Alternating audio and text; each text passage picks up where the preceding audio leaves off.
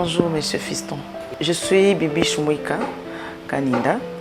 Je suis de profession journaliste. Je suis journaliste et puis je suis la coordonnatrice du réseau des journalistes amis de l'enfant qui existe depuis 2006. Et je suis la chargée de communication de la coordination pour le changement de mentalité. Je suis également journaliste à Digital Congo et j'anime une émission de santé et diagnostic. Voilà ma petite présentation.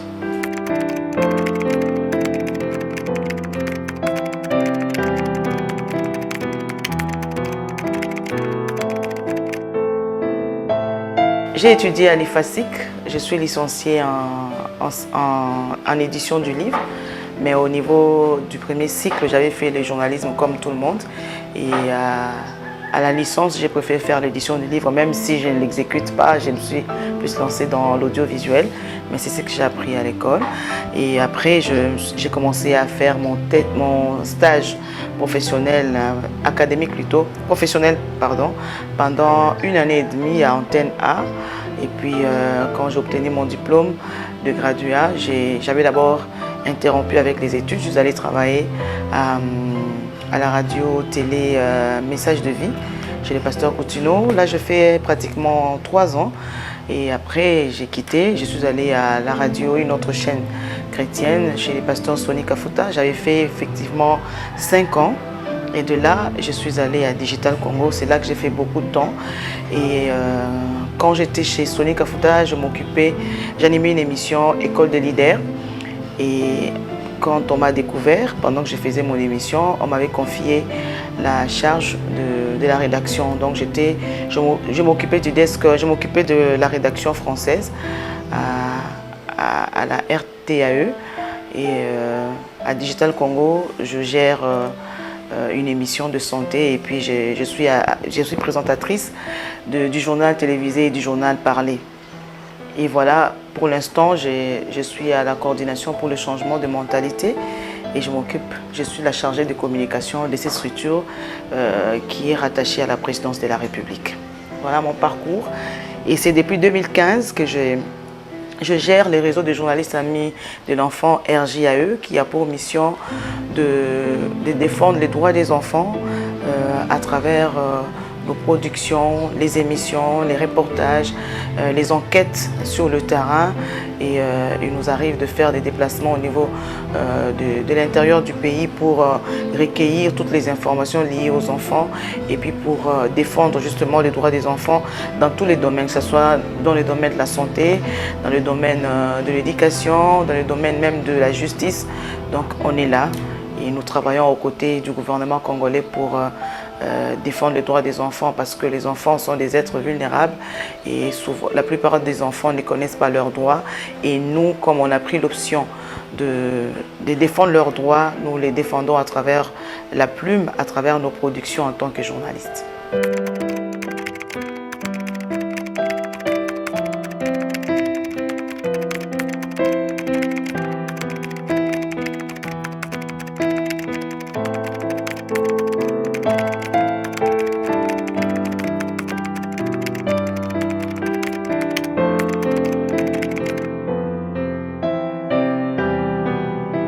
Bon, d'abord en tant que femme, ça c'est de un, de deux, en tant que présentatrice d'une émission de santé, je me dis que ça nous concerne tous, c'est-à-dire et les hommes et les femmes, pour un monde égalitaire, c'est-à-dire que la femme et l'homme donnent le meilleur d'eux pour lutter contre le coronavirus. Vous le savez, cette maladie a touché pratiquement toute la planète Terre.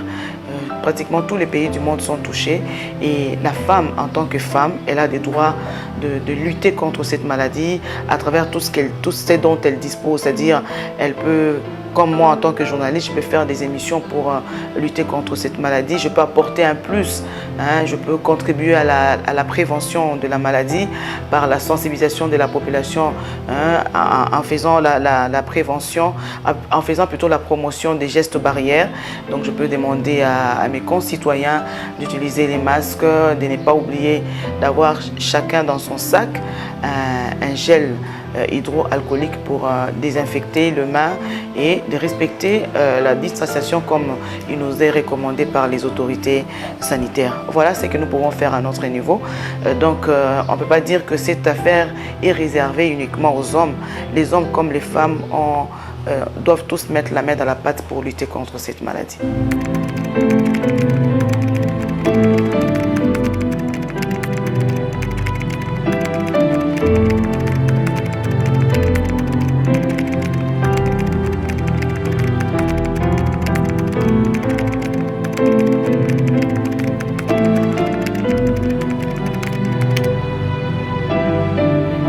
Je ne suis pas d'accord, ce n'est pas un cadeau.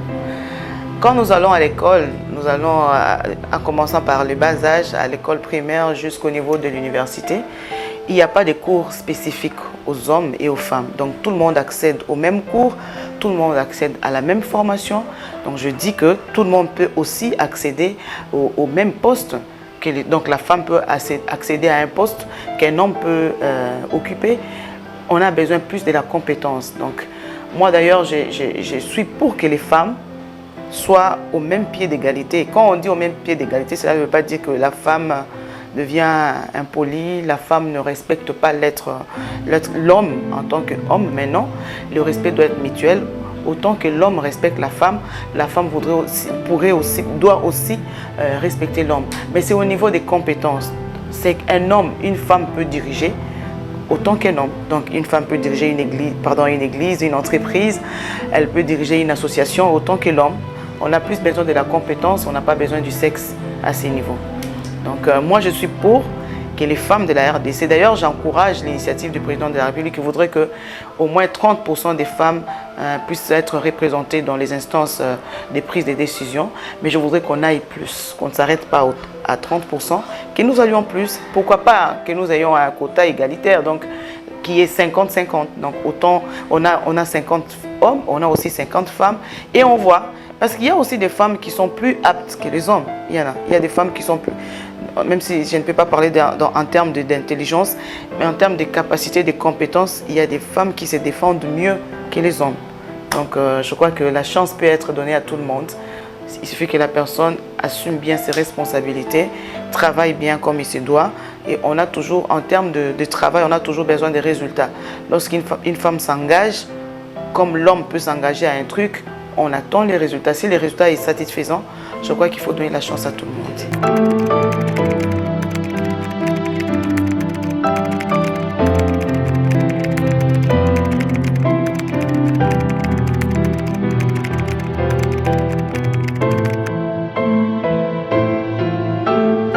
Je voudrais encourager ces femmes qui se battent, qui se battent pour l'intérêt de la communauté, de la société. Les femmes qui se disent, moi je peux oser. Hein, il n'y a pas de postes uniquement réservés aux hommes. Que les femmes changent de mentalité, que les femmes se disent qu'elles sont capables de tout.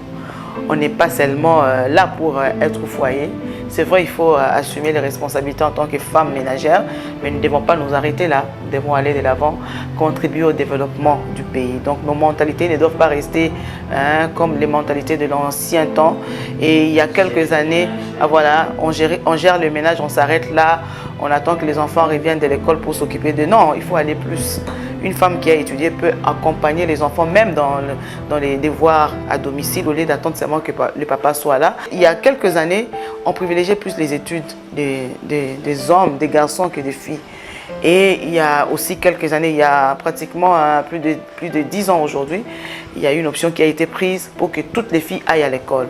Et on a remarqué que, moi je peux donner l'exemple de l'école où étudient mes enfants, de la première année primaire jusqu'en 6e année des humanités, chaque fois que nous allons à la proclamation, toutes les 5 premières classes sont occupées par les filles.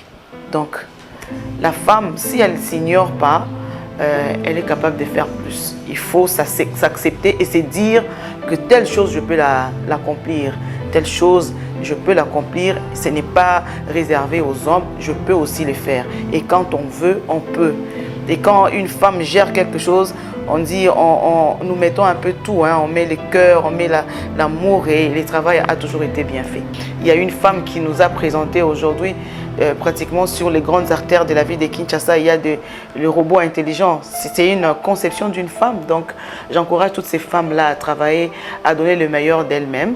Et je voudrais que ces femmes qui pensent qu'elles ne peuvent rien faire alors qu'elles ont toutes les aptitudes, toutes les capacités de s'élever et de se dire qu'on est capable.